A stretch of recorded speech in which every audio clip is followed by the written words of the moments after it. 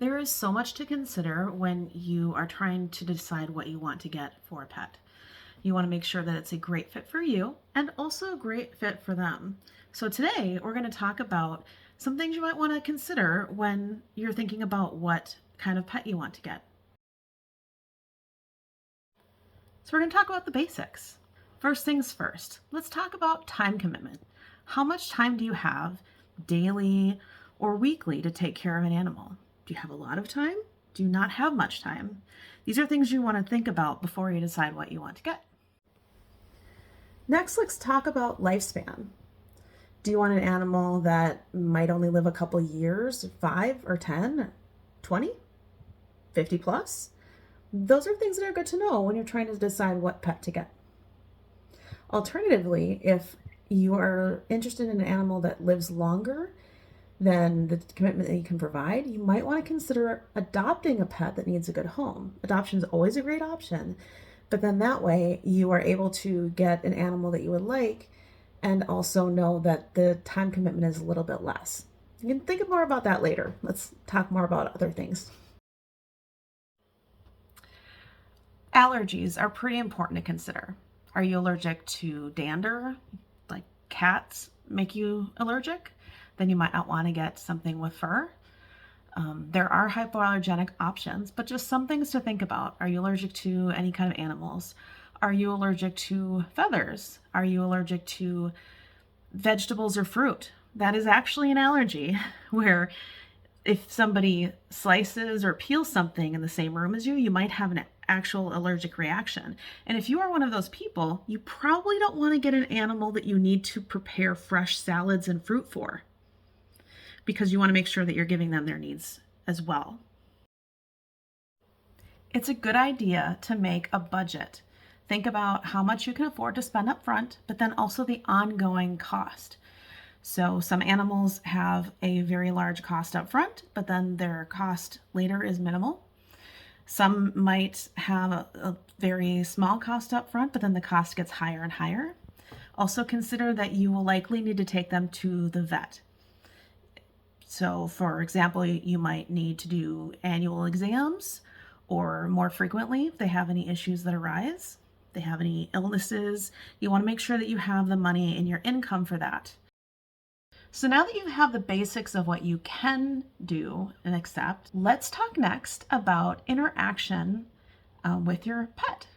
Do you want an animal that you can hold and pet? Do you want an animal that is going to run up to you at the end of your day and give you licks and jump up on you?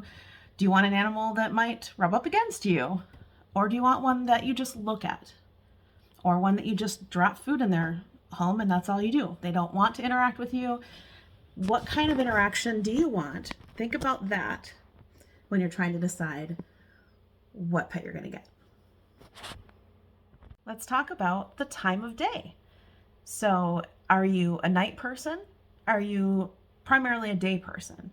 These are important things to consider, because if you're thinking about a reptile, for example, there are diurnal reptiles, which means they're awake during the day. They're crepuscular, which means they're active in the morning and the evenings primarily. And then there's nocturnal, where they'll be awake in the evenings. So if you aren't a night person, you're going to want to stay away from a nighttime animal. It's just something to think about. Do you want an animal that's noisy or an animal that's quiet? An animal that only really makes noise when they need to, or one that just never does, or one that's really loud? Some animals can be quiet and some can be loud. Think about the size of animal you want. Do you want something small? Do you want something large? Do you have space for something large? Since we're talking about size, enclosure is important. So if it's not a dog or a cat, you need to think about how big of an enclosure are you going to need for that animal. And you don't want to do the bare minimum, because that's really sad to give them just the bare minimum. Plan to have a larger enclosure than what the bare minimum is. You want an animal that is free roaming, one that free roams part of the time, or one that is in an enclosure all the time, or an aquarium or terrarium. For dietary needs, you'll want to consider what food you're comfortable feeding. So for example, if bugs skeeve you out, you probably don't want to get a reptile unless that reptile is purely a vegetarian. For example, your mastics, they don't have to eat bugs. Crested geckos don't have to eat bugs, but they should have some bugs, and their crested gecko diet does have bugs. So consider that. If you don't want to feed an animal a mouse, you probably don't want to get a snake. If the smell of cat food makes you want to gag, you probably don't want to get a cat. So consider that. What kind of food does the animal eat that you're thinking about? And is it something that you're going to feel comfortable feeding them every day? Because the important thing is to make sure that you're giving them what they need. Now let's talk about complexity. Is the animal that you're thinking about one that will require more than one type of terrain in their enclosure? Will they need land and water? And is that something that you feel comfortable about? You want to make sure that you're getting the water right if you're having an aquatic or semi-aquatic animal. Make sure that you are well educated on their care, what you're going to need to do to, take care of their enclosure and them as a whole. Is that something that you can handle? Because some animals they have very high needs. So for example, I have a bearded dragon. They need salads every day, or you can go a day without them. Some people say I give mine a small salad. And then also bugs. And I give him a wide variety of bugs. With my first bearded dragon, I just gave them crickets. But with my bearded dragon I have now, I give him all sorts of feeders and all sorts of veggies. And it's actually kind of nice because I've learned to like squash, which is weird. I've always hated squash, but I got a beardy and now I like it. So you might discover that your pet ends up changing your life in a good way. Kind of think about, yes, that animal might be really cool, but how big is that animal going to get?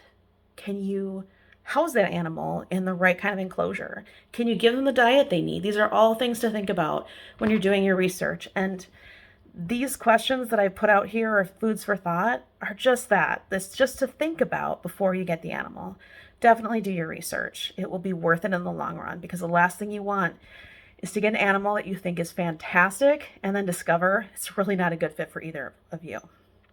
So good luck on your journey, and enjoy when you get that cute little reptile or amphibian or insect or dog or cat or bird or fish. There are so many to consider. And I can do more of these videos if you would like some more foods for thought on this. Just make a comment down below and I would be happy to do that.